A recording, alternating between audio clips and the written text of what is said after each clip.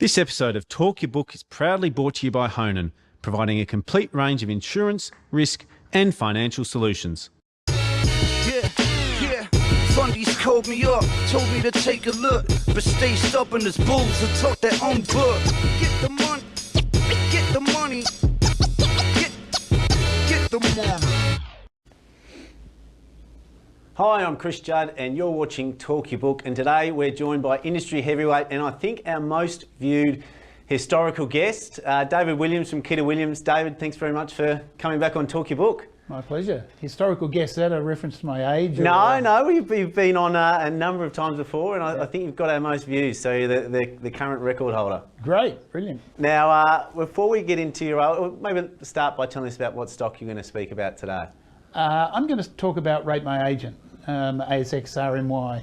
Now, before we dig into it, if we just go to the price action over the last 12 months as provided by Market Tech, it looks like it's held up pretty well compared to most stocks in the tech space. Operationally, a couple of things that stood out was the first month of positive cash flow in June 2020, and then obviously the rights issue to raise $5.5 million in December. Before we dig into the numbers, maybe start with the business model for those that aren't familiar with Rate My Agent and how it works. Well, think about Rate My Agent as providing a profile for every real estate agent in the country. Think about it that way. Think about it as like a LinkedIn, if you like, a supercharged LinkedIn for real estate agents, so that in your profile on our site, we would have every house you've sold recently, a photo of it, how much it sold for, all the details of it, every house you're selling at the moment, and and all your personal details. How do we get that? Even if you'd never heard of us and you went on, there would be a photo of you and all of this data. And we get it because real estate is really a public transaction. So in the first instance, we took all that from public records. Now we're so popular in Australia that all of that's given to us by agents and by brokerages. In other words, they give us a direct feed. We add to that the ability for agents to go and get reviews every time they sell a property. And when we send that review form out to people who sold a property, we get a 65% back. So imagine that, if you and I went to a restaurant tonight and there was 200 people there, nobody would leave a review, right? Unless they got their soup spilled over them or something like this. In the case of real estate, when we sell a house, or when you sell a house as an agent, we send a review out to the vendor immediately, and most of those things are done within the 2 hours after it's sold, but we get 65% return rate. So, Do you think that's because people are either really happy or really pissed off after a property transaction? Yeah, probably. I think if you've sold the property, then you're typically euphoric. So a couple of hours after, you're probably still drinking champagne, and so in the main, a lot of those reviews are good. They're not all good, by the way, and we do sift out some. If there's any blasphemy and so forth, we typically take it out. But there's lots of grey area. You'll find this funny, but we had one recently where a woman said she'd sold her house quite successfully, and she said, "Look, I'm not going to recommend that agent because he slept with one of my friends."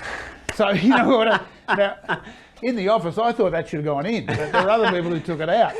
But depends what you're after from your agent. Yeah, well, that's right. In any case, when there's bad reviews, if there's a lot of swearing, okay, we take it down. But we encourage the reviewer and the agent to get together, and oftentimes they're changed or just modified a bit. So agents have gotten over the early trepidation of getting reviews of them put on site, and if they get an occasional bad one, it makes it look real. But in any case, think about it as a supercharged LinkedIn profile with all your reviews and all the houses you're selling and all your private details. And that's really powerful. The purpose of that is that in real estate, people are looking at our site, looking for the best agent. And we know statistically that when somebody employs an agent to sell their house, 82% of them only go to one agent. And they do it either by talking to friends or looking at the boards around the neighbourhood, or they go onto Google and search Google, or they come onto Rate My Agent, search Rate My Agent. So we've been able to, in Australia, to really blitz that. So we've got 77% of all agents in Australia on the platform, and 36% of those are paying. So it's a profitable business in Australia, and it's getting more profitable because we're trying to get that 36% up to 66% and further, and we're now on break even, and the odd month is now cash flow positive. And talk to us through that freemium model where the agents can jump on there for free, but if they pay, they get some added features. What are those added features that they get once they pay? The added features are that they get to add a lot more colour and light and movement to their own site within Rate My Agent. The added features are that they can stream their reviews through to Google, through to their own website, and through to other forms of social media.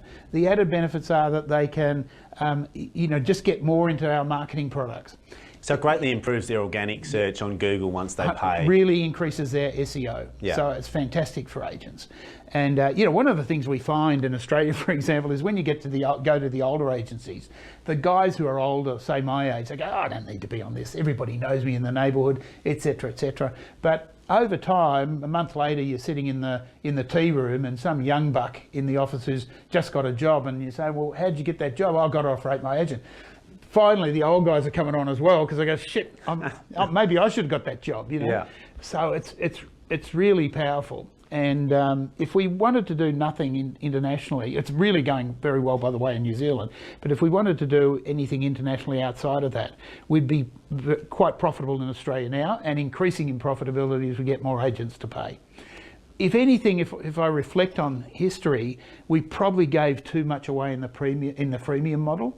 And in the US, now that we've gone into the US, we're starting to dial that back a bit, so that there's less in the freemium model and then a lot more in the payment model. We're getting good traction because of that as well in the conversion. And talk to me, once you do have an agent on their platform, and they're paying, what's the churn like from there?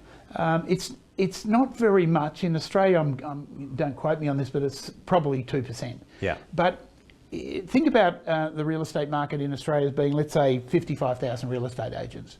We're really only interested in the top 35,000 because there's a lot of agents who are registered but left the industry. There's a lot of agents who haven't sold a property this year. We're only interested in the people who've sold at least one property. So I'd call that an active agent. Yeah. But even then, we're really interested in the people who are selling 5, 6, 8, 10 properties. And we've got guys who sell 100 properties a year, But they're the ones we really want to go after because they're the superchargers, if you like, And what does it cost them to be on the platform? Well, it's about, the average agent in Australia paid last year in FY22 $982 for the full year. Okay, so it's roughly $40, $45, depending on how they configure it. Yeah. And that's an important number. So get people who are looking at this stock, think about that. $980 Aussie paid per agent. 36% of the agents in Australia are on that paying. I think when we'll get to that soon with the addressable market in the US. Correct. I dare say. That's correct. Well, it's relevant for that. Yeah. And so talk me through the market cap and maybe with the recent raise and the balance sheet and how they're sitting there. So the market cap is 80 million. It's trading at 14 cents a share. And it's trivial. For me, it's an option value, to be honest. And people will have seen that I've bought some more stock recently. I now own 32% of it. And that's how much confidence I got in it. I love this company. And you said we'll come to it. But when you look at what we're doing in Australia, if you could just transpose that, forget about when we get to 66% of paying. If you just transpose what we've got now onto the US, this is an unbelievable company and will be an unbelievable company very shortly. And does the cash you've currently got get you through to permanent cash flow break even? Yeah. Look, we've already had a month and maybe 2 months this year already where we're cash flow positive. Yeah. But in the main, we're still pumping the US, and we've probably got a bit more money to put into the US to really blitz that, And but we've got plenty of money. We did a raising in the last couple of months for 5.5 mil, so that we didn't technically need it because we're going into cash flow positive. I thought nobody knows where the market's going. The property market in particular, but just before I go off that, just on a tangent, when the property market starts to go down, is that good for us or bad for us? Because some agents are going to go out of business, fine, but if they're the agents who are only selling one property or no property, we don't care. If they're on our site, fine, but we do care. But in the main, though, the guys who are really good are using this as an opportunity to go harder. So when the market starts to get a little bit soft, we're finding that people are spending more money on pushing their reviews around social media. And talk to me before we get onto the US side of the business, the Aussie business. What's the revenue and what's it growing at? So the revenue in Australia, FY22 was a bit over 13 million. And that's a mixture of monthly retainers and promoting yourself around social media. The revenue in FY22 out of the US was only 2 million. So the run rate for the company is just a bit over 15 million last year. In Australia, it grew 38%. In America, it grew 280%. So we expect the revenue in America to grow very significantly this year, and probably Australia no different, 30-odd%. And it's becoming a reasonably mature business in Australia. If you've got 77% of the agents on the platform, albeit you can increase the number that are paying. Is there scope to grow the revenue by focusing harder on some of the other horizontals? I know mortgage broking, it looks like, is part of there. There's obviously a rental market as well. Is that sort of a bit of a focus for the Oz business? Yeah, look, we're not putting a lot of effort into it, but we have started the mortgage broking side and we have started the rental side. So, how do you rate as a real estate agent in your rental stream? And this is more important for the agencies than it is for us, because the agencies, the goodwill value in a brokerage business is really its rental role as much as anything else. So we've started both of those. But just as a what if, if you think about what we've got a complete database of every property sold in this country, right? We've got a complete database of every agent, now whether they're paying or not is another question. And we've got a complete database of every property that's sold, but more particularly when it settles. Now, imagine that's how powerful that database is if you're a removalist. Yeah. Right? It's a hot lead. You not only know who's sold, where their property is, a picture of the place, but you know when it's going to settle. That's power companies. Power companies. But mortgage brokers as well, and more particularly banks. So, I was talking to somebody from the ANZ recently, and they said to me, look, they'd done some research. And when you sell a house, it's a catalyst. You're more likely, when you sell a house, to buy a new car and to go on a holiday and to buy some new furniture. Yeah. So it's a major sort of turning point for a lending decision. So again, when we choose to sort of turn on that, our priorities have been to go from 36% of agents paying to 60+% in Australia, and our priority is to really grow and supercharge the US, because that's where the real bucks are going to be made. Well, let's get into the US, because you're chomping at the bit. You mentioned what they're growing at, like huge growth already. What do you sort of see as the potential addressable market in the US? Well, first things first, if we've got, let's say, 55,000 agents in Australia, you would think, looking at the US, that you might have 500, 600,000, just on a population. Yeah. The fact of the matter is that in the US, you've got about 1.4 million agents. So it's nearly 3 times as much as you might have expected on just a transfer basis. And the reason for that is that in the US, there's an agent on both sides. There's a buyer's agent and a seller's agent, number one. They take bigger fees, they take chunkier fees over there. And they take a much chunkier fee. So in Australia, the agents are going to tell you it's going to cost you 2.5%. Market's probably 2%. If you're really a tough ass, you might get it for 1.5%. In the US, it's 6%. Paid for by the seller, and 3% of that goes to your agent, the seller's agent, and 3% of it goes to the buyer's agent. So a lot of these things are sold by having what they'll call broker opens, as opposed to what we used to hear on Saturday, going around the streets and there's an open for inspection where all the flotsam and jetsam come through with their kids. So there's a lot of houses sold in the US using broker. We've got buyer agents, but they're not buyer agents as they are in the US. So what you find in the US is that because there's more money involved and because there's 2 people on either side of the transaction, you get a lot more agents. Secondly, you get a lot more agents because there's a lot of rural people, mainly women, by the way, who are in small communities, who might be running the PTA, they're running the soccer club, and they're an agent. And they might only sell one house every 2 years. So there's a big tail, if you like, in the US. So the number's huge. But if I look at the way we do in Australia, and I say, look, I'm only interested in active agents in the US, the fact is there's still 845,000 of them, right? So if I looked at the percentage of people we've got in Australia, agents and the percentage, take that 850,000 agents and put that onto the Australian database, and then take 36% of that. So for me, when I take the whole lot of them over, it's about an $850 million addressable market in the US. When I take the 36% that we've got in Australia and say, listen, let's say over the next 2 years we could turn that market and 36% of them would pay, that's over 300 million revenue. And in our case, where we've only got 4 or 5 people in the States, a lot of that, most of that's going to drop to the bottom line. So when I look at it, and why I'm so optimistic about the company, is that when I look at that, that's $300 million, give or take, to the bottom line. For me, that's $1 billion company. You know? Yeah. So there's my goal, if you like, if I'm looking out 2-3 years. And the question is how to supercharge that and how to make that happen. How to make it happen, full stop, in the same way as it is in Australia, because that's all it is, and more particularly, how do I make it happen more quickly? And it is in many ways happening more quickly in the US than it happened in Australia for a whole lot of reasons, you know. And which 2 markets are you targeting in the US first? Well, we're targeting 3 markets. First of all, we've got reviews and agents in every state, so that's number one. So we're not sort of letting them go, but where we really started to put some energy only in the last few months into California, into Florida, and into Texas. Arguably, we should be putting a lot more effort in also into the northeast, you know, around sort of New York and so forth, especially around New York.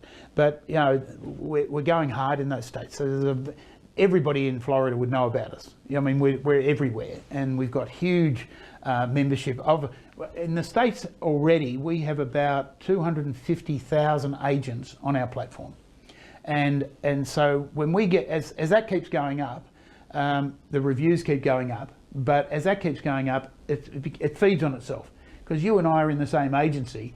We're more of a competitor than the guy down the street, because I'm seeing what you're getting out of us, you know. Yeah. So it's really interesting what's happening in the US, because in the US, I mean, agents are independent people anyway, right? So even if you're under Ray White or whoever you're under, you know, you still think, a lot of them think of it as their business, right? So the brokerage itself is more of an umbrella. In the US, that's supercharged, because these guys are fiercely independent, small businessmen on their own, with their own little teams, and so forth. So, you know, the people are more aggressive entrepreneurs, and therefore they're taking to the platform a lot faster than what we saw in Australia, you know.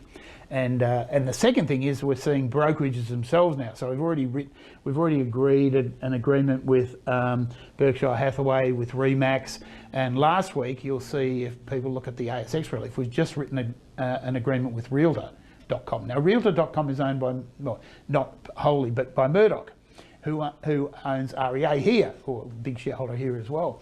And the agreement we've got with those guys is that we will stream our reviews through to Realtor.com, but only in the end the reviews that come from paying real estate agents. So they've got 100 million eyeballs a year. When you're an agent on our platform, and you also have, you know, the ability to stream it anywhere in the social media, but through Realtor.com, yeah, that's a big deal, you know. So I look at things like that. We've done that sort of deal in the last 2 years with Domain here, same sort of deal, a bit different, but a bit more attractive actually. But we've done it here as well. But that took us 5 years to do. In the US, we're doing these things after 2 years, you know. So it's really, you know, that's really exciting to have those sorts of alliances coming up, because when we started in Australia, we went to the brokerages, right? We went to every brokerage and said, stream us your data. And they go, no, mate, they're our agents and it's our data. So we just said, well, bugger that, we'll go to the individual agents, which we did. And now you see we've got 77% of it on. But now what's happening is that there's so many agents on it, they go to the head of the agency and go, why don't you pay the wholesale rate for all of us and everybody can be on, you know? That's already happening in the US. And we'll run out of time shortly, but what do you say to people who are watching this and they say, with almost all mortgages in the US being 30-year fixed loan mortgages, US is about to experience, probably property prices dropping, but transaction volume and hence fees for real estate agents potentially fall quite significantly over the next 12 months. It sounds like you just think that the stronger agents will survive, and it won't be a huge headwind. Is that how you're feeling about it? 100%. The stronger agents will not only survive, they'll go harder at their own marketing. There'll be some people who don't sell anything and go, why am I in real estate? Because I eat what I kill and I'm not killing anything. Yeah. So they'll go, but they're not a lot of those people aren't on our platform, and if they are, they don't sort of affect us in the longer term. The other thing I'd say to you is that when you look at the US, it's a big place. So, for example, at the moment, Florida's booming, and it's because everybody's moving to Florida. Texas is the same, isn't it? They've got Texas huge is the migration same. internally. But it's not only weather; it's also tax, and a lot of other things. So I know agents in Florida saying, "I'm having the best year I've ever had." Yeah. Whereas, you know, and New York's still going okay, but there's other markets that have dropped off a bit, just like there is here. You know, Double Bay's down 15% in the year. You know, but the good agents are still going hard, and they're marketing even harder. You know, so I'm not worried about the downturn in property. On the contrary, I think it's our product really plays into it, and so, you know, I'm firmly fixed on that $300 million worth of revenue coming out of the US, just replicating what we've been able to do in Australia. And I think it's going to be easier to replicate it in the US. And by the way, we haven't finished in Australia, so it's just, you know, one of my favourite stocks. Well, no one sells a better story, and I know you got a heap on. Really appreciate you coming on the show again. Yep, pleasure. Thanks, mate. No problem. This episode of Talk Your Book was proudly brought to you by Honan, who go beyond a transactional insurance broker to deliver better outcomes for their clients.